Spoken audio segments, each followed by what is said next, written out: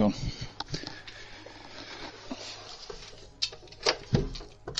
That's better. Shut my window.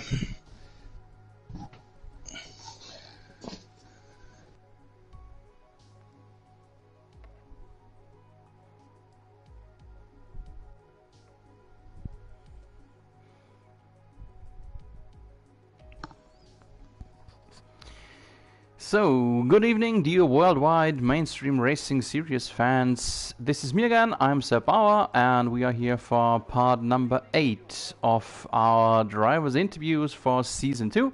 And for tonight, I may welcome Mr. Andrew Maund. Good evening to you. Evening, Seb, how are you? And I'm very fine, thanks for being with us, and you, hopefully too. Yeah, I'm not too bad. Okay. And alongside... the only Scotsman we have. Good evening to Stuart McDonald. Good evening, how are you?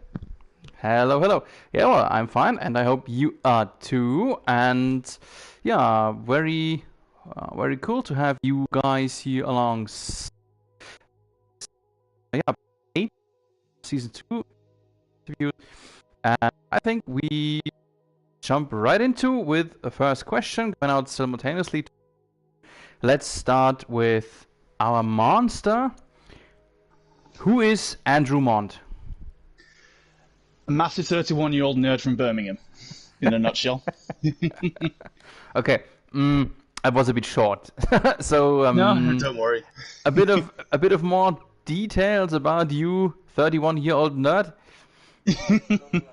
Followed F1 since '96. As I say, played loads of the F1 games and followed loads of motorsport up, as I say, with anything with an engine and 4 wheels. So, So 1996 was the year of Damon Hill. Are you, or have you been a fan of one particular driver, or of Damon Hill, or of every British drivers in the last years, or anything, or just none in particular? it was Damon to start with until he retired in '99, and then I became a fan of Jensen Button in 2004. Until he retired in 2016. Okay. And you are not a fan of anyone in particular right now? No, I'm a little bit more neutral at the minute. Okay. Sports fan or fan of anything else besides Formula One? Keep an eye on football over here. Supporter of Aston Villa, so Okay. been of a rocky road the last 5 years, but they're back on the up again, so I'm not happy with that. I don't know what I was. Okay. So, second man in. Who is Stuart McDonald? So I am 39, soon to be 40, and I am in Glasgow, and I am a massive sports fan in general. F1 is right up there for me, and I'm sure you'll touch on you asked Andrew about other sports, and probably number one for me would be football, but F1's a close second, pretty much because I've been watching it probably from about the early 90s. I remember watching Senna. I actually remember watching the accident when he sadly passed away, and I've got a son at 10 who is absolutely obsessed with Formula One, so it's talked about all the time in our house. You know, when I listen to you, or other way around, I could listen to you days long. I don't hear Scotsman so often, but I remember my time when I was in Kent in a English language school, and one of my teachers was Scottish, and I went in there the first day, and I listened to him, and I thought, my heck, where am I?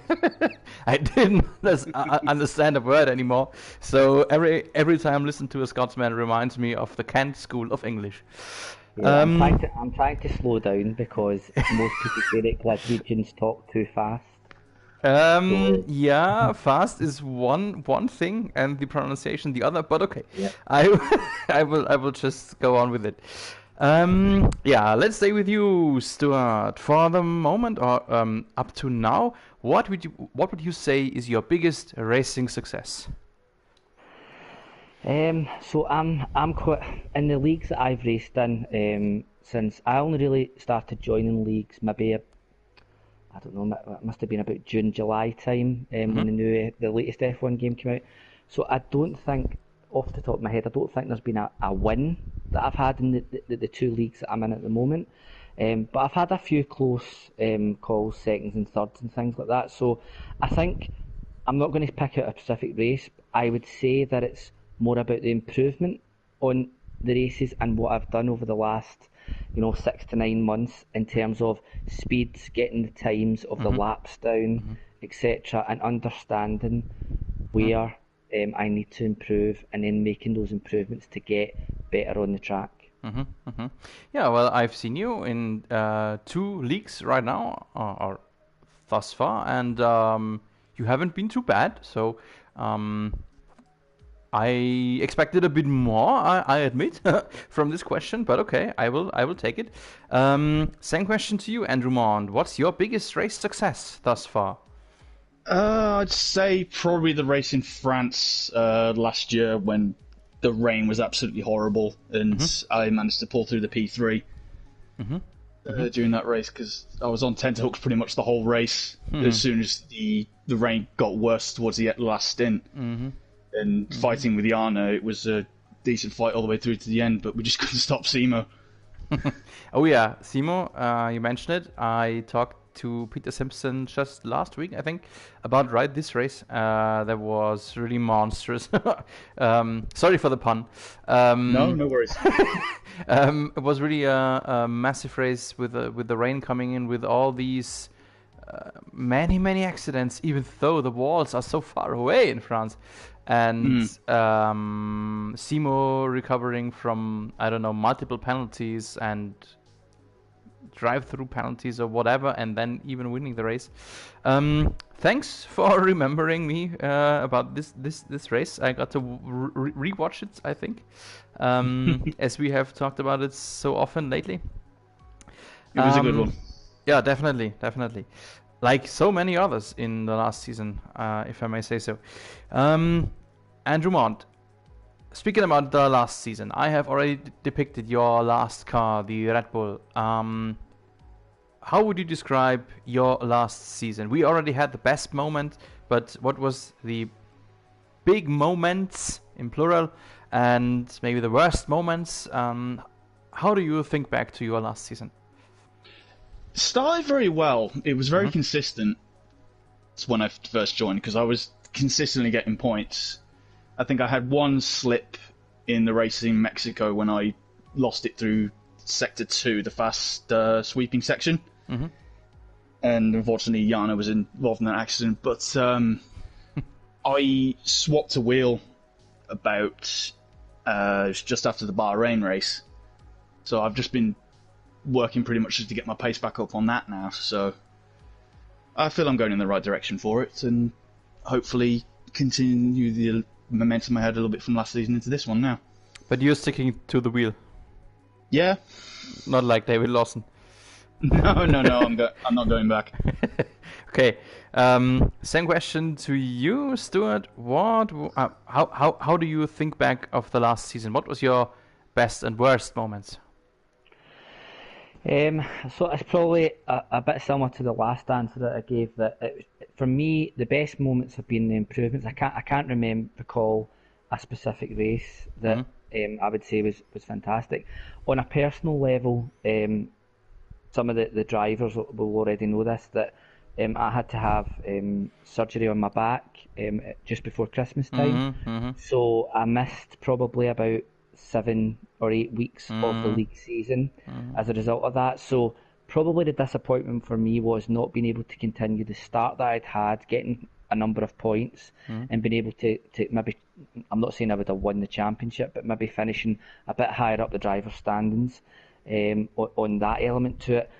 And then if I take something that's more recent, would be that I found it really difficult to come back after not playing the game for 2 months to try and get the rhythm, the corners, learning where to brake in the tracks again.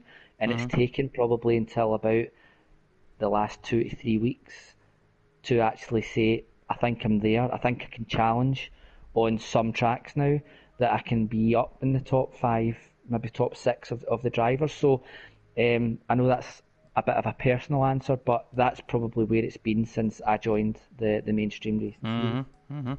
Do you race on wheel or on controller? I'm on a pad. Okay. I've never tried a wheel, so I'm not sure. For me, likewise, but not because I don't want to, just more or less because of home and space issues. But yeah, I remember you being out for multiple leagues. I admit I was a bit worried about you because, if I may say so, you are one of the more silent persons in the group.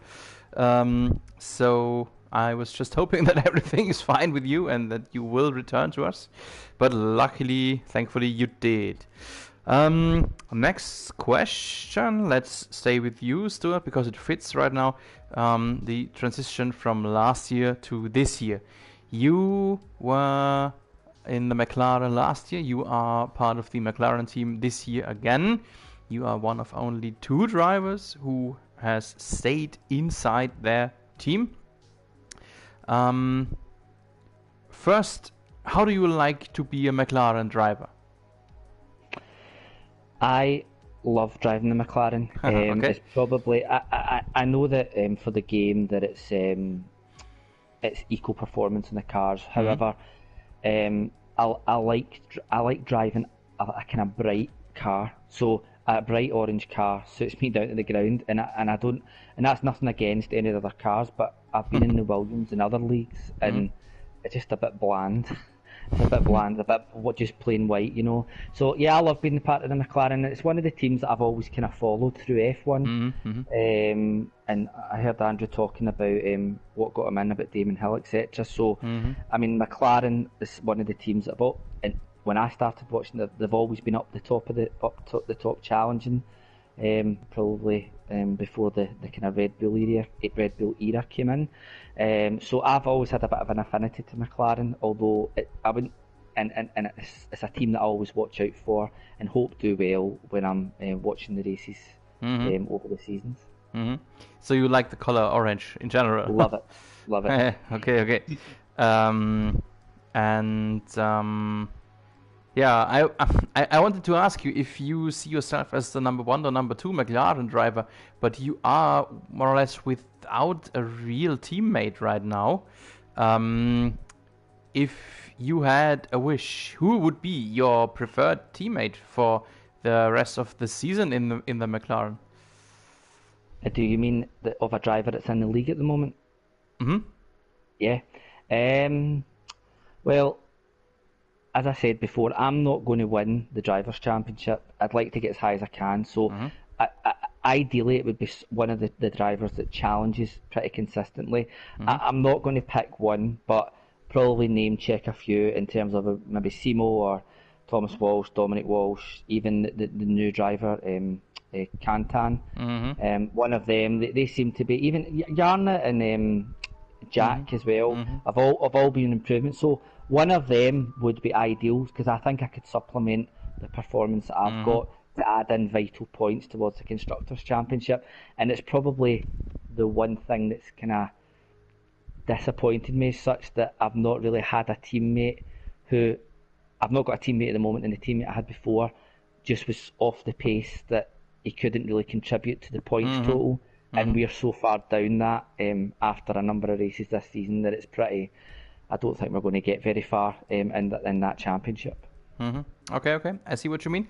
You mentioned Simo. Simo is a die-hard McLaren fan, and so he would be, I think, very delighted being your teammate. And I don't know if you watched the team's draw for season 2. You did? Yes, I did. Yeah. Andrew, you did too, I suppose? Yeah, I did. So you both will probably know what I'm referring to. When Simo was part of McLaren for about, 1.2 seconds. And then in the very last moment, it switched over to Renault. But okay, maybe this will be a topic for later. We will see if Seymour watches this, or maybe, yeah, we'll try to force his way into the McLaren. We will see.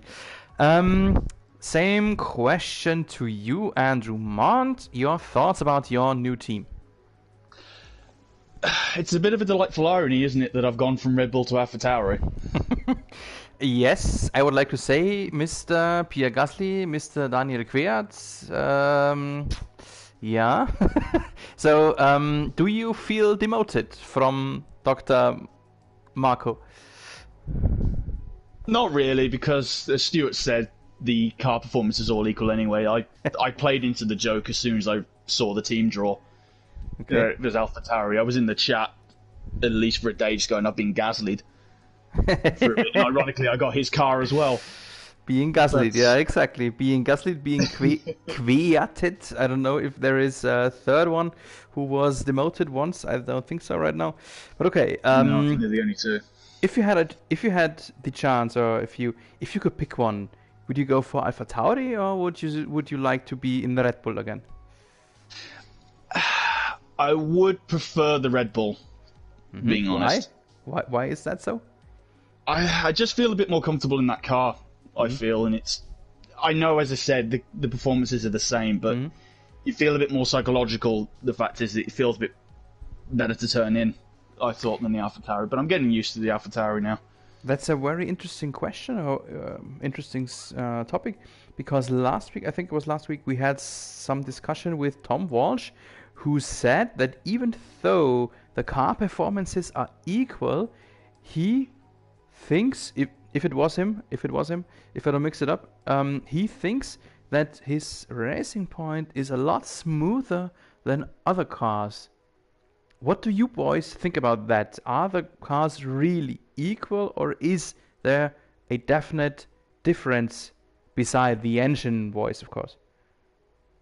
I would say I can feel a difference, and I know where he's coming from, because in one of another league that I've now left, I was put in the Alfa Romeo, and no matter what I did, it just felt as if I was driving a tractor.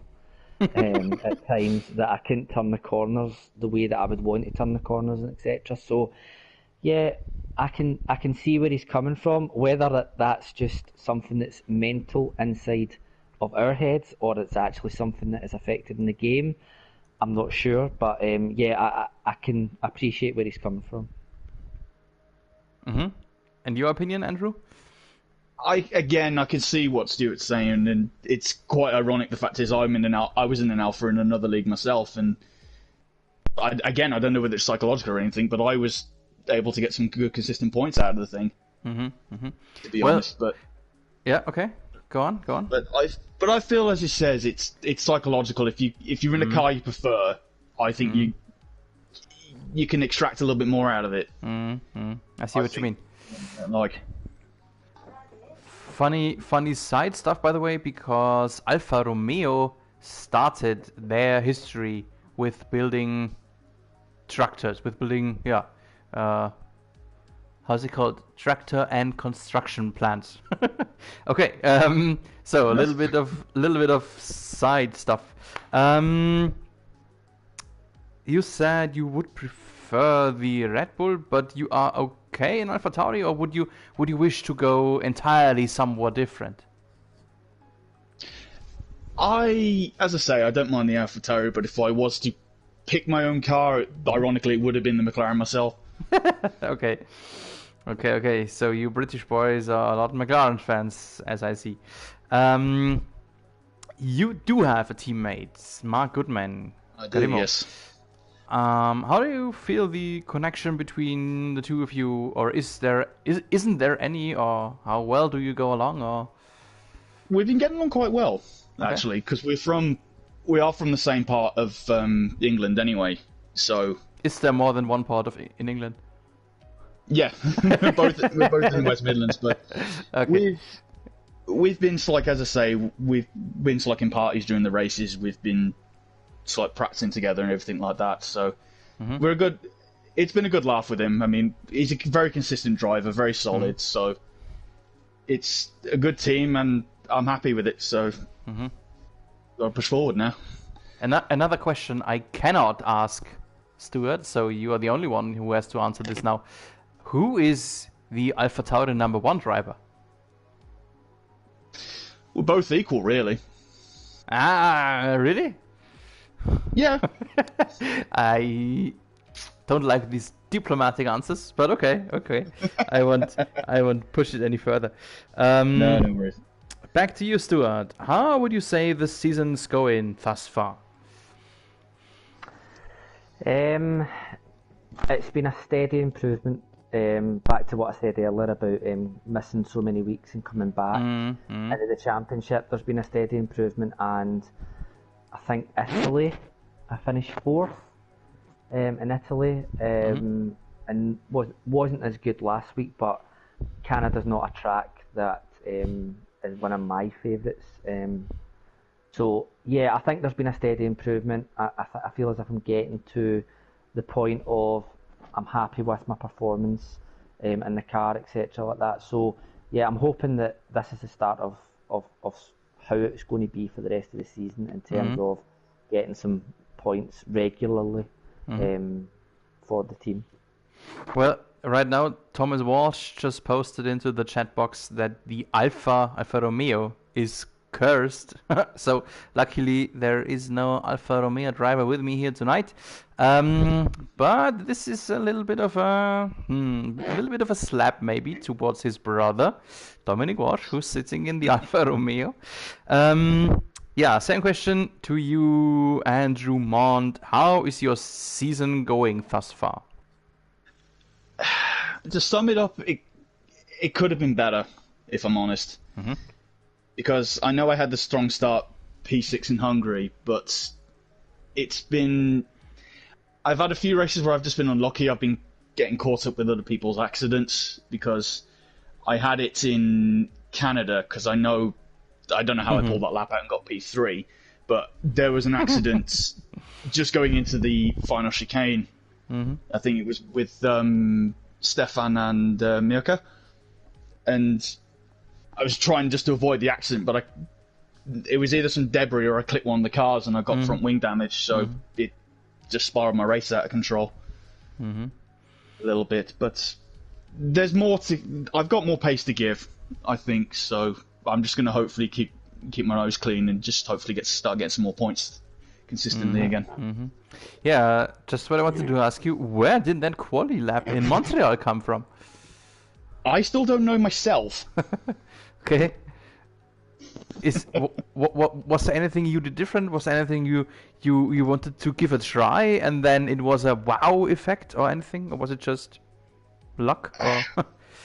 A little bit of luck, but I was pretty comfortable from Canada anyway, because I had a league race a couple of races before, and my teammate in that league was helping me with a setup for the car anyway. So I was running that, and I was already confident with it anyway. Okay. So something bedded in, so it worked, but the race unfortunately fell apart. Yeah, sadly. Let's stay with you. What's your personal goal, your achievements? What do you want to achieve in the rest of the season? Two things. Keep the points coming on a consistent basis, but it's something again that Stuart's touched on during this. I want to raise my game a little bit more with F1, so I want to improve myself as a driver, really. And racing gets talented people like Simo, like Dom, like Tom, Kantan. I'm only going to get better. So this is hard to monitor. Is there anything in particular, any number, any position or something you want to achieve? You want to maybe at least go to in the end? I mean, you are sitting in P15 right now. Is there any position you want to achieve at least, or just, as you said, just improve on a better level? Improve on a better level, but look towards getting into the top 10. Okay. I think. Okay. You think? Good luck with that. We will watch We will watch that in the ongoing weeks. Same question to you, Stuart. What is your particular target or goal for the rest of the season? And I would say that I would like to get closer to the guys at the top. So, when you're racing, no matter what league it's in, you're racing and you've got someone as good a driver as, say, Simo or Thomas or whatever, and they're 40 seconds ahead of you at the end of the race, and you've all picked at the same time. I want to cut that. I want to be able to cut that, and to me, that then, if you can close that gap to them, that then brings you further up the standings in terms of, if the top six are the top six, then I'd be looking to be consistently 7th or 8th going forward, closing that gap, and then obviously you're then getting points every week, and that would be reflective in the standings at the end of the season. So I'm not going to say top 10 would be great at the moment, but I'd be looking to try and push on towards the kind of top 7, top 8 if I can. Are you still racing in Slydog too? I am. I'm racing in that league tonight, so yeah, I'm still racing there. Yeah, that was tonight, of course. What do you think, or how do you compare your targets from MRS to Slydog? I think MRS is a more competitive league because you have between 4 and 6 drivers that are in a group at the top. And not just one granty boy.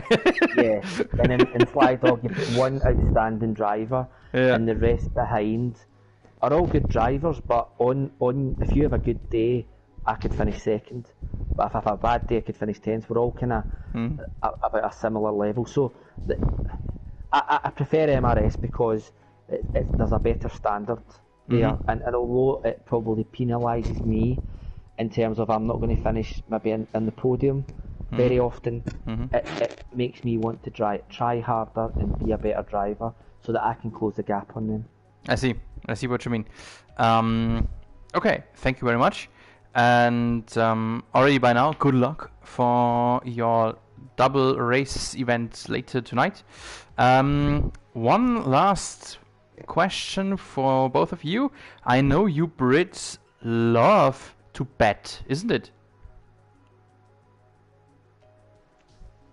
No answer from anyone? How do you mean? I'm a little confused. Okay, I see. As far as I know, you Englishmen love to bet, and as we have seen already 6 or 7 races thus far in the season, and we have a first picture of what's happening. Who do you guys, or who would you bet on to be the MRS champion after season 2?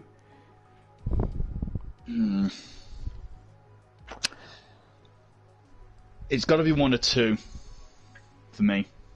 Sorry? It's got to be one of 2 drivers for me. Yeah, okay. And who are those? It'll be either Kantan or Sima, I think. Okay. Your bet, Leonard Cam? I would concur with that. I think what would just from being in the league, Simo does have a few DNFs throughout the season. So at the moment I would probably lean towards Kantan, but he's such a new driver in the league that is this a good start? Can he keep it up? That kind of idea. I'm not really sure. So I would say it's probably 50-50. And if Simo can avoid his DNFs, I would probably say I would think maybe Simo could win the championship this year. Yeah, Simo is very special. He just finished 3 races, but won all of them. So yeah, we will see. We will find out about that next episode, just in 2 days. Thank you guys for being with me here tonight. Is there anything you would like to add? You would like to speak out to the millions of MRS fans out on this globe?